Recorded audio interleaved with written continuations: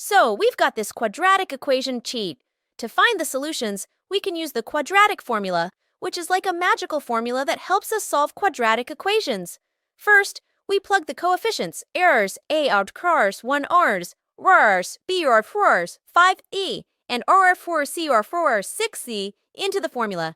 Then, we simplify and calculate to find the solutions. In this case, we get r 4x 4 3 r's, and r 4x 4 2 r's. Voila! We've cracked the code! Hey, math whiz, here's another quadratic equation. We'll use our trusty quadratic formula to solve this one.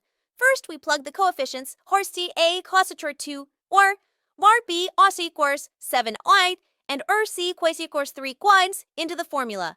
Then, we crunch the numbers and simplify to find the solutions. After all the math magic, we get x equals 3 quids. How cool is that? We're unstoppable! Hey there, quadratic master. Get ready to tackle this equation. We'll use our quadratic formula to unlock the solutions. First, we plug in the coefficients.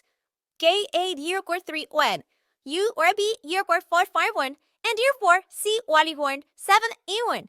Then, we dive into the math and crunch the numbers to find our solutions. Who knew math could be this exciting? We're on fire!